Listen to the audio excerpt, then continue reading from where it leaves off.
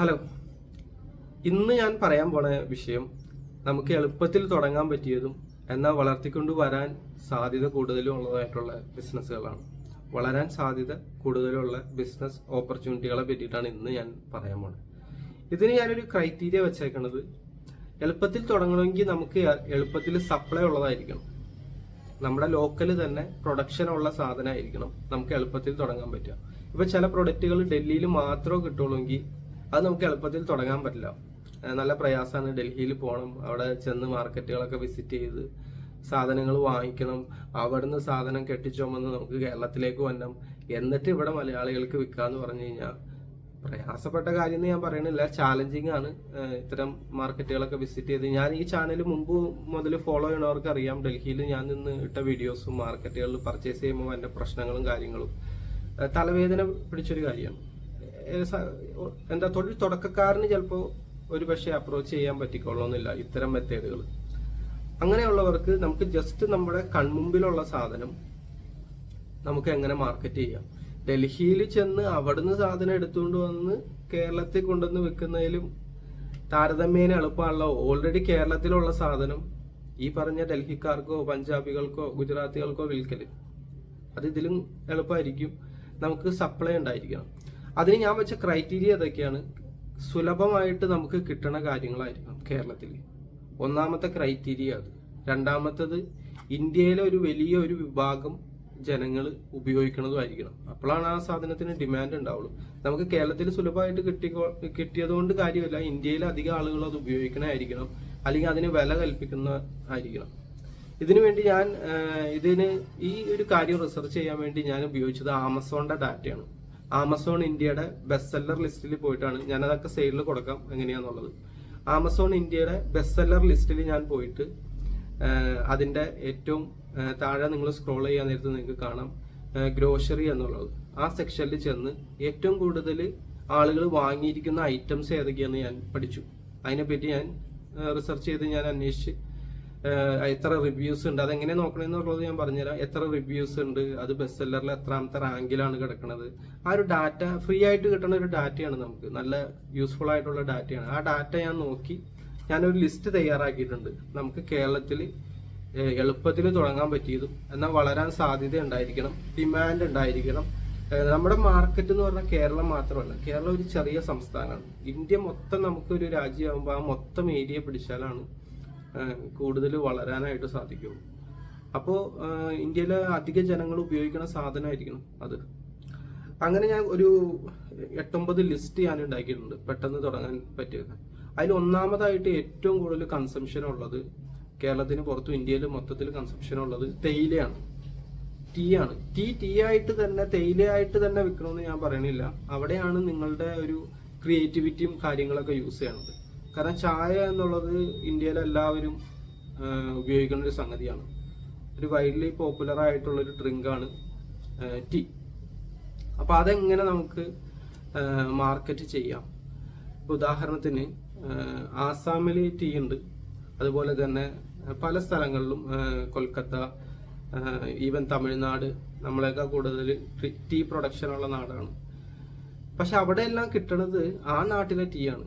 നമ്മൾ ഈ ടീനെ മാർക്കറ്റ് ചെയ്യേണ്ട എങ്ങനെയാന്ന് വെച്ച് കഴിഞ്ഞാൽ കേരളത്തിലെ ടീ എന്ന് പറഞ്ഞിട്ടാണ് മാർക്കറ്റ് ചെയ്യുന്നത്. കേരളത്തിലെ തേയില എന്താണ് ഇത്ര വലിയ വ്യത്യാസം എന്ന് ചോദിച്ചു കഴിഞ്ഞാൽ വലിയ വ്യത്യാസമൊന്നും ഉണ്ടാവില്ല. ചിലപ്പോൾ ഒരു എക്സ്പേർട്ടിനായിരിക്കാം വ്യത്യാസം കണ്ടുപിടിക്കാൻ സാധിക്കുക. പക്ഷെ കേരളത്തിലേത് എന്ന് പറഞ്ഞ് നമ്മൾ മാർക്കറ്റ് ചെയ്യുമ്പോൾ അതിന് വില കൽപ്പിക്കുന്ന ഒരു വിഭാഗം ജനങ്ങൾ ഉണ്ട്, ഇന്ത്യയിലുണ്ട്. അതിന് വാല്യൂ കൽപ്പിക്കുന്ന ഒരു വിഭാഗമുണ്ട്. അപ്പൊ അവരിലേക്ക് നമുക്ക് പ്രീമിയം സെല് ചെയ്യാൻ പറ്റും. വെറുതെ ടീ എന്ന് പറഞ്ഞ് വിൽക്കുമ്പോൾ ഒരു പ്രശ്നം എന്താണെന്ന് വെച്ച് കഴിഞ്ഞാൽ അത് ജസ്റ്റ് ഒരു കമ്മോഡിറ്റി ആയിട്ട് മാറുകയാണ്. കമ്മോഡിറ്റിയുടെ പ്രശ്നം എന്താണെന്ന് വെച്ച് കഴിഞ്ഞാൽ അതിനൊരു പ്രൈസ് ഉണ്ട്, ഒരു വിലയുണ്ട്. ആ വിലയുടെ മുകളിലേക്ക് കടക്കാൻ, ഒരു റേഞ്ച് വിട്ട് അപ്പുറത്തേക്ക് കടക്കാൻ ഒരല്പം പ്രയാസമാണ്. അവിടെയാണ് നമ്മൾ ഈ പ്രീമിയം പിടിക്കുന്നതിന്റെ ഒരു ഗുണം. പലരും അവരുടെ പാക്കറ്റിലൊക്കെ പ്രീമിയം എന്ന് എഴുതും. പ്രീമിയം എന്ന് വെറുതെ എഴുതി വെച്ചുകൊണ്ട് പ്രീമിയം ആവില്ല. അതിന് ചില ക്രൈറ്റീരിയകളുണ്ട്. നിങ്ങൾ മാർക്കറ്റിങ്ങിൽ യൂസ് ചെയ്യേണ്ട ടെക്നിക്ക് ആണതെല്ലാം. അത് ഞാൻ പറഞ്ഞുതരും എങ്ങനെ ഈ നോർത്ത് ഇന്ത്യൻസിലേക്കൊക്കെ എത്തണമെന്നുള്ളത്. ഞാൻ പറഞ്ഞു വളരെ കോസ്റ്റ് കുറഞ്ഞ്, വളരെ എന്താ പറയുക, ചിലപ്പോൾ ₹1 പോലും മുടക്കില്ലാതെ എങ്ങനെ എത്താന്നുള്ളതാണ് ഞാൻ ഈ വീഡിയോയിൽ വഴിയെ പറയാൻ പോണത്. അപ്പോൾ ഇത് സ്റ്റേ ട്യൂൺഡ്. ഉദാഹരണത്തിന് കോട്ടൺ ഒരുപാട് നാടുകളിൽ പ്രൊഡക്ഷൻ ഉണ്ട്, ഇന്ത്യ, ചൈന. പക്ഷെ ഈജിപ്ഷ്യൻ കോട്ടന് ഒരു പ്രത്യേക വാല്യൂ കൽപ്പിക്കുന്നുണ്ട്. അത് സോഫ്റ്റ് ആണ്, ഡ്യൂറബിൾ ആണ്, പല പല കാരണങ്ങൾ പറയുന്നുണ്ട്. എന്തുകൊണ്ടാണ് ഈജിപ്ഷ്യൻ കോട്ടൺ ഒരു പ്രത്യേകത? ഈജിപ്ഷ്യൻസിന്റെ അടുത്ത് അപാരമായിട്ടുള്ള ടെക്നോളജി ഉണ്ട്, കോട്ടൺ പ്രൊഡക്ഷനിൽ അവരാണ് കേമന്മാര് എന്നതുകൊണ്ടാണ്? ഒരിക്കലും അല്ല. അതിനേക്കാൾ വലിയ ടെക്നോളജി ഉള്ള രാജ്യങ്ങളുണ്ട്, പക്ഷെ അവർക്കൊന്നും ഈജിപ്ഷ്യൻ കോട്ടൺ പ്രൊഡ്യൂസ് ചെയ്യാൻ പറ്റില്ല. കാരണം എന്താണെന്ന് വെച്ച് കഴിഞ്ഞാൽ അവരുടെ അടുത്ത് ഈജിപ്റ്റ് ഇല്ല എന്നുള്ളതാണ്. ഈജിപ്റ്റ് എന്നത് ഈജിപ്ഷ്യൻസിന്റെ ഒരു കുത്തകയാണ്. ഈജിപ്തിലെ ക്ലൈമറ്റിൽ, അവിടുത്തെ ഹ്യൂമിഡിറ്റിയിൽ നൈൽ നദി കൊണ്ടുവന്ന ലവണങ്ങളും മറ്റ് ജലമെല്ലാം ഉപയോഗിച്ച് വളർത്തിക്കൊണ്ട് വന്നാൽ മാത്രമാണ് കോട്ടൺ ആ ക്വാളിറ്റി കിട്ടുള്ളൂ. അത് ഈജിപ്ഷ്യൻസിന് മാത്രം കുത്തകയായിട്ടുള്ളൂ. ഈ നൈൽ നദി ഇപ്പൊ ചൈനയിൽ ഉണ്ടാവും? ഇല്ല, അത് ഈജിപ്തിൽ മാത്രം ഉള്ളതാണ്. അതേപോലെ എന്താ പറയാ, നമ്മുടെ നാട്ടിൽ കിട്ടുന്ന സാധനങ്ങൾ അത് നമ്മുടെ നാട്ടിലെ കാലാവസ്ഥയിൽ വളർന്ന് പ്രത്യേകമായി തയ്യാറാക്കി പാക്ക് ചെയ്ത് വിൽക്കുന്ന ഒരു സാധനത്തിന് അതിൻ്റെതായിട്ടുള്ള ക്വാളിറ്റി ഉണ്ട്. മലയാളികൾ ഒരു പക്ഷേ ഇതിന് മൂല്യം കാണൂല, പക്ഷെ ഇതിനൊക്കെ വില കൽപ്പിക്കുന്ന ഒരു വിഭാഗം ജനങ്ങൾ വേറെ ഉണ്ടെന്നുള്ളതാണ്. ഒന്നാമത് ഞാൻ പറഞ്ഞ കാര്യം എന്താണെന്ന് വെച്ച് കഴിഞ്ഞാൽ ടീ ആണ്. രണ്ടാമത്തതിലേക്ക് വരാം. രണ്ടാമത്തത് വെർജിൻ കോക്കനട്ട് ഓയിൽ നമുക്ക് ഇതുപോലെ മാർക്കറ്റ് ചെയ്യാവുന്നതാണ്. കോക്കനട്ട് ഓയിൽ പല മാർക്കറ്റുകളും, സൂപ്പർ മാർക്കറ്റ്, നോർത്ത് ഇന്ത്യയിൽ എവിടെയും കിട്ടുന്ന ഒരു സാധനമാണ്. വെർജിൻ കോക്കനട്ട് ഓയിൽ നിങ്ങൾക്ക് അവൈലബിൾ ആണ്. പക്ഷേ കേരളം എന്ന രീതിയിൽ നിങ്ങൾ മാർക്കറ്റ് ചെയ്ത് വെർജിൻ കോക്കനട്ട് ഓയിൽ ഇറക്കാൻ ഇതിനൊക്കെ വില കൽപ്പിക്കുന്ന ഒരു, വെളിച്ചെണ്ണക്ക് വിലയില്ലാത്തത് മലയാളികൾക്കാണ്. അതിന് വലിയ വാല്യൂ. കാരണം മുറ്റത്തെ മുല്ലക്ക് മണമില്ല എന്ന് പറഞ്ഞ പോലെ ഇതിന് ഈ വെളിച്ചെണ്ണ എന്തോ വലിയ അമൃത എന്ന് വിശ്വസിക്കുന്ന ആളുകൾ ഉത്തരേന്ത്യയിൽ ഒരുപാടുണ്ട്. അതിൻ്റെതായ ഗുണങ്ങൾ വെളിച്ചെണ്ണക്ക് ഉണ്ട്, ഇല്ല എന്ന് പറയണില്ല. പക്ഷെ അവർക്ക് അത് അവിടെയും കിട്ടും വെളിച്ചെണ്ണ.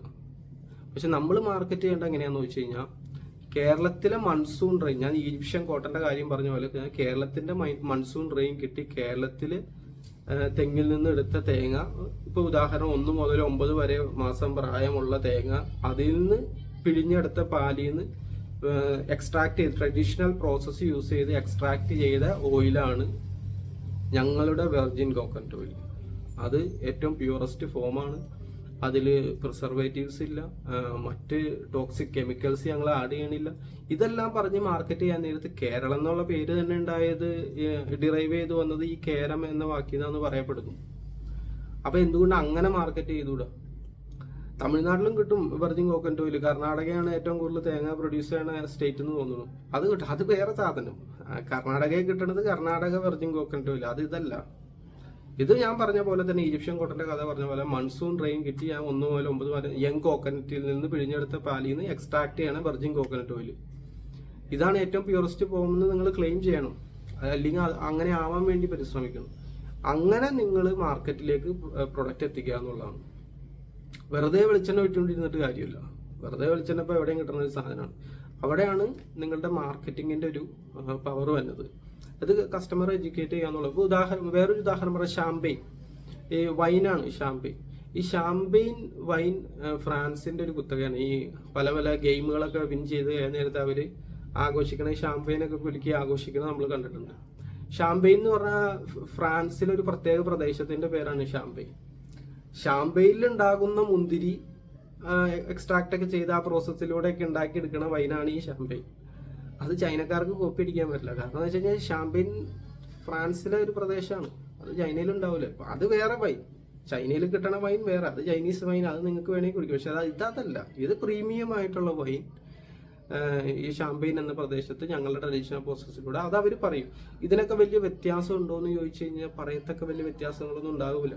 Health benefit. Italian olive oil മറ്റൊരു ഉദാഹരണമാണ്.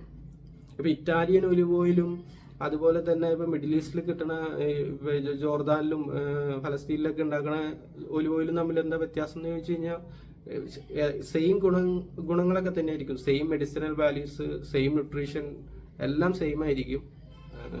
പക്ഷെ ഇറ്റാലിയൻസിന് ബ്രാൻഡിങ് കുറച്ചും കൂടി അറിയാവുന്നതുകൊണ്ട് അവർ അവരുടേതായിട്ടുള്ള ഇതൊക്കെ പറയും. ലാബിൽ ടെസ്റ്റ് ചെയ്തപ്പോൾ ഞങ്ങളുടെ കയ്യിൽ ഇന്ന കണ്ടന്റ് കൂടുതലാണ്, അതിൽ കുറവാണ്, അങ്ങനെയൊക്കെ പറയും. പക്ഷെ വലിയ ബെനിഫിറ്റ് ഒന്നും ഇതിന് കിട്ടാനില്ല. പക്ഷെ അവരുടെ ബ്രാൻഡിങ് പവർഫുൾ ആയതുകൊണ്ടാണ് അത് അവിടെ വിജയിക്കുന്നത്. ഇപ്പൊ ആൽപ്സ് പർവ്വത നിരകളുടെ മുകളിലെ മഞ്ഞുരുക്കി ഉണ്ടാക്കുന്ന പച്ചവെള്ളം വിൽക്കണതാണ്. അതൊരു വിഭാഗം ഹൈ പ്രീമിയം. വെള്ളമൊക്കെ കമ്മോഡിറ്റിയാണ്. പച്ചവെള്ളമൊക്കെ ഒരു പ്രൈസ് വിട്ട് അപ്പുറത്തേക്ക് വിൽക്കാൻ പറ്റാത്ത സാധനമാണ്. പച്ചവെള്ളത്തിന് അവർ അക്രമ റേറ്റ് ഇട്ട് വിൽക്കുന്നുണ്ട്. അതിന്റെ കാരണം എന്താണെന്ന് വെച്ച് കഴിഞ്ഞാൽ ബ്രാൻഡിങ്ങിന്റെ പവറാണത്. ഇത് സാധാ പച്ചവെള്ളമല്ല, ഇത് ആൽസ് പർവ്വത നിരകളുടെ മുകളിലെ മഞ്ഞുരുക്കി ഉണ്ടാക്കുന്ന വെള്ളം. എന്താ വ്യത്യാസം എന്ന് ചോദിച്ചു കഴിഞ്ഞാൽ പറയത്തക്ക വ്യത്യാസമൊന്നും പറയാനില്ല.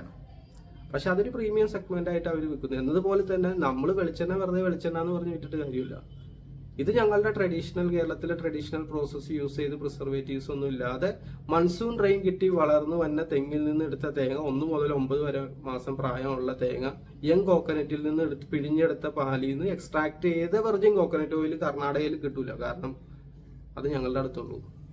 അപ്പോൾ ഇത് വേണമെങ്കിൽ ഇതിന് പ്രീമിയം ചാർജ് ചെയ്യേണ്ടതായിട്ട് വരും. എങ്ങനെ നോർത്ത് ഇന്ത്യൻസിലേക്ക് എത്തും, അത് വഴിയെ വന്നുണ്ട്. ഞാൻ ഈ ലിസ്റ്റ് ഒന്ന് കംപ്ലീറ്റ് ചെയ്യട്ടെ. പിന്നെ അതുപോലെ തന്നെയാണ് ഗ്രീൻ ടീയിലെ നല്ല കൺസംഷൻ വന്നിട്ടുണ്ട്. ഈ ഇന്ത്യയിലെ യങ് പോപ്പുലേഷൻ ഈ ഹെൽത്തിനൊക്കെ കുറെ കൂടി പ്രാധാന്യം കൊടുത്ത് വന്നിട്ടുണ്ട്. ഈ മെഡിക്കൽ ബില്ല് എന്നൊക്കെ പറഞ്ഞു കഴിഞ്ഞാൽ ഒരു മനുഷ്യന്റെ ജീവിതത്തിലെ സമ്പാദ്യം മുഴുവൻ ഒറ്റയടിക്ക് നശിച്ചു പോകാൻ കാരണമായിട്ടുള്ള ഒരു സംഗതിയാണ് മെഡിക്കൽ ബില്ല് എന്ന് പറഞ്ഞു കഴിഞ്ഞാൽ. ഒറ്റയടിക്കൊക്കെയാണ് 5-10 ലക്ഷം. അപ്പൊ ഹെൽത്തിനൊക്കെ കുറച്ച് പ്രാധാന്യം, പോരാത്തതിന് വേദനയും തിന്നേണ്ടതായിട്ട് വരും. ഈ 5-10 ലക്ഷം കൊടുത്താൽ ആളെ തിരിച്ചു കിട്ടും, അതുമില്ല. ക്യാൻസർ പോലുള്ള മറ്റു രോഗങ്ങൾ, പല പ്രശ്നങ്ങളുണ്ട്, അത് വേറെ വിഷയം. അതുകൊണ്ട് തന്നെ ഹെൽത്തിന് ഒരുപാട് ഇമ്പോർട്ടൻസ് കൊടുക്കുന്ന യങ് പോപ്പുലേഷൻ, ഇന്ത്യയുടെ പോപ്പുലേഷനിൽ അധികം യങ് പോപ്പുലേഷൻ വളർന്നു വരുന്നുണ്ട്.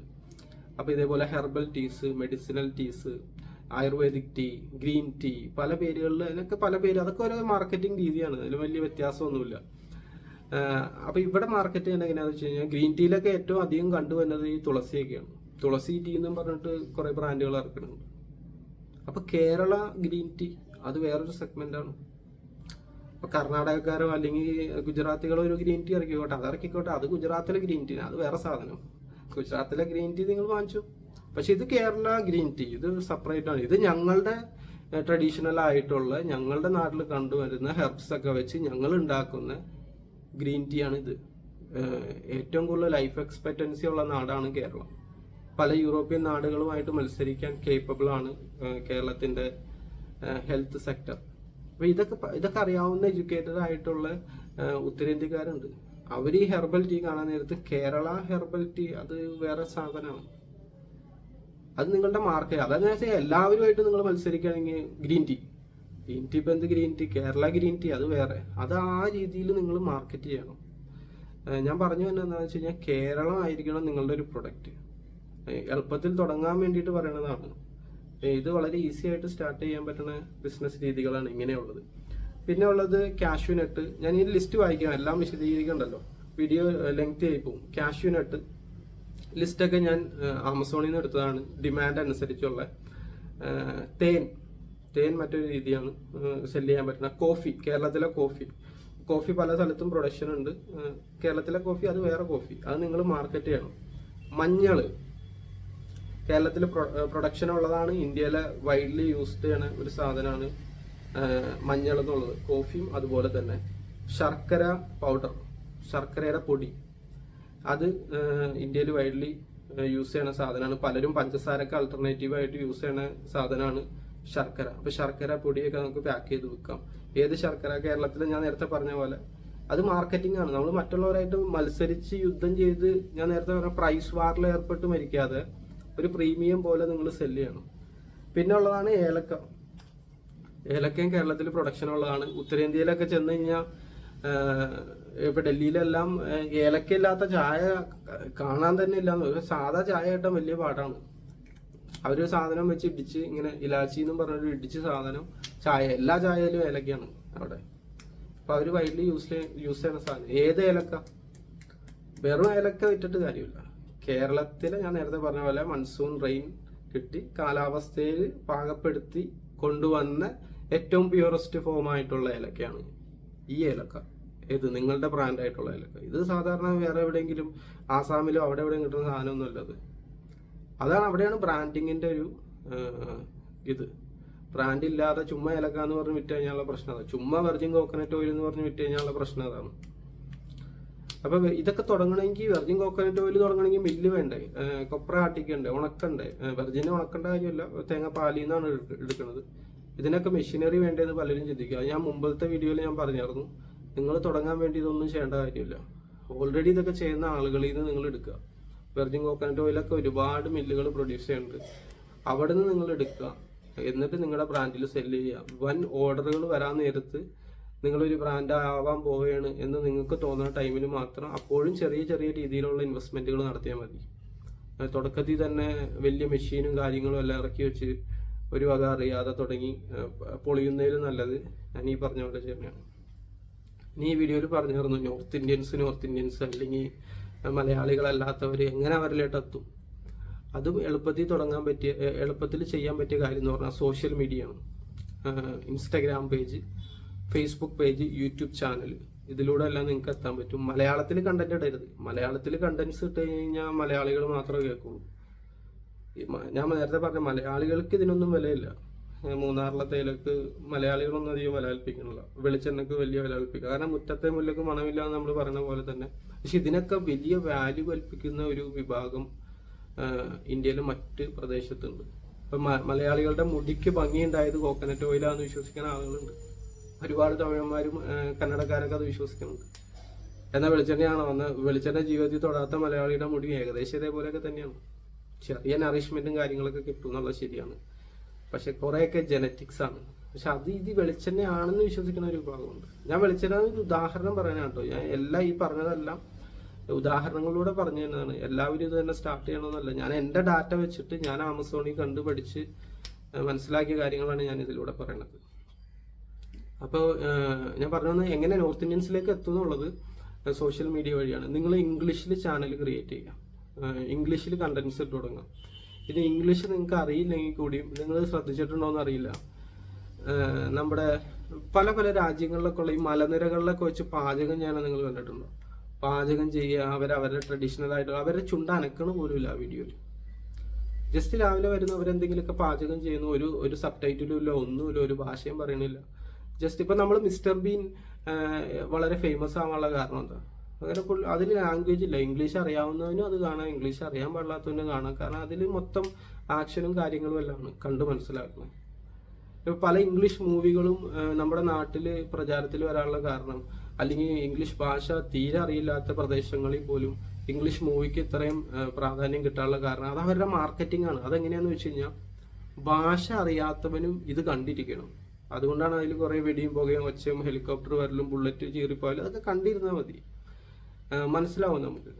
ഇപ്പൊ ടെർമിനേറ്റർ മൂവി ഇംഗ്ലീഷ് അറിയാൻ പാടില്ലാത്ത സമയത്ത് കണ്ടാണ്. അതിലെന്താ ഒരു റോബോട്ട് ഉണ്ട്, അതിനൊരു എതിരാളി ഉണ്ട്, ഈ മനുഷ്യരെ രക്ഷിക്കാൻ വേണ്ടി ഒരു റോബോട്ടിനെ ആരോ പ്രോഗ്രാം ചെയ്യുന്നു, അത് ഓപ്പോസിറ്റ് തന്നെ ശത്രുക്കളെ അടിച്ചു വീഴ്ത്തുന്നു. അതൊക്കെയാണ് അതിലൊരു കഥ, ഏകദേശം ഒരു കഥ എന്ന് പറയുന്നത്. അത് അവരുടെ മാർക്കറ്റിംഗ് തന്ത്രമാണ്. ഭാഷ അറിയാത്തവന് പോലും ഏതൊരു കൊച്ചുകുട്ടിക്കും മനസ്സിലാവുന്ന രീതിയിൽ. അപ്പൊ നിങ്ങൾ ലാംഗ്വേജ് യൂസ് ചെയ്യാതെ നിങ്ങൾ വേണമെങ്കിൽ പ്രൊമോട്ട് ചെയ്യും. ജസ്റ്റ് വീഡിയോസ് ഇടാം, റീൽസ് ആയിട്ട് ഇടാം.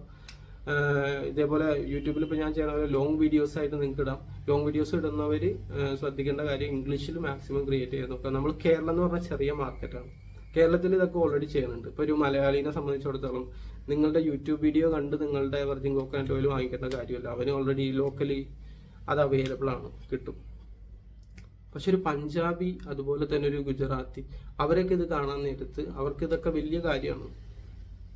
ഇപ്പൊ നമ്മുടെ സ്നാക്സ് കാറ്റഗറി എടുത്തു കഴിഞ്ഞാൽ കേരള ബനാന ചിപ്സ് വളരെ ഫേമസ് ആയിട്ടുള്ള സംഗതിയാണ്. ആമസോണിലൊക്കെ നല്ല ഡിമാൻഡുള്ള ഒരു സാധനമാണ് കേരള ബനാന ചിപ്സ്. അപ്പൊ അത് നിങ്ങൾ മാർക്കറ്റ് ചെയ്ത് ഇറക്കണമല്ല. പലരും ചെയ്യണം എന്താണെന്ന് വെച്ച് കഴിഞ്ഞാൽ ഒരു പ്ലാസ്റ്റിക് കവറിലിട്ട് വെക്കലാണ് പരിപാടി. അങ്ങനെയല്ല, ഞാൻ നേരത്തെ പറഞ്ഞ പോലെ സ്റ്റാൻഡപ്പ് ഹൗസിൽ നിങ്ങൾ സ്റ്റിക്കറൊക്കെ അടിച്ച് നല്ല രീതിയിൽ, ഇത് ഏത് ബനാന, ഇത് സാധാരണ തമിഴ്നാട് കിട്ടുന്ന ബനാന അല്ലത്, ഇത് കേരളത്തിലെ ബനാന, കേരളത്തിലെ മൺസൂൺ റെയിൻ കിട്ടി. ആ കഥ, ആ ഒരു മാർക്കറ്റിങ്ങിന്റെ ഒരു സ്ട്രക്ചർ നിങ്ങൾ ഉണ്ടാക്കിയെടുക്കണം. അങ്ങനത്തെ ബനാന പ്യൂറസ്റ്റ് ഫോമിൽ പ്യുവർ കോക്കനട്ട് ഓയിൽ ഞങ്ങൾ തയ്യാറാക്കി ആ പ്രോസസ്സൊക്കെ നിങ്ങൾ വീഡിയോയിൽ കാണിക്കണം. ഇപ്പൊ നിങ്ങൾക്ക് അതിനുള്ള ഫെസിലിറ്റി ഇല്ലെങ്കിൽ നിങ്ങൾ ഏത് മാനുഫാക്ചർ അടുത്തുനിന്ന് എടുക്കണം, അവരോട് പറയാം എനിക്ക് ഇതിന്റെ ഒരു വീഡിയോ ചെയ്യണം, സോഷ്യൽ മീഡിയയിൽ ഇടാൻ വേണ്ടിയിട്ടാണ്, ഞാൻ നിങ്ങളുടെ അടുത്തുനിന്ന് കണ്ടിന്യൂസ് ആയിട്ട് ഓർഡർ ചെയ്യാം, എനിക്ക് വീഡിയോഗ്രാഫിക്ക് വേണ്ടിയിട്ടാണെന്ന് പറയുമ്പോൾ ഒരുവിധപ്പെട്ടവരെല്ലാം ആരുടെ ഫേസ് ഒന്നും കാണിക്കണില്ല, ജസ്റ്റ് പ്രോസസ്സ് മാത്രം എന്ന് പറഞ്ഞാൽ ഒരുവിധപ്പെട്ട എല്ലാവരും സമ്മതിക്കും.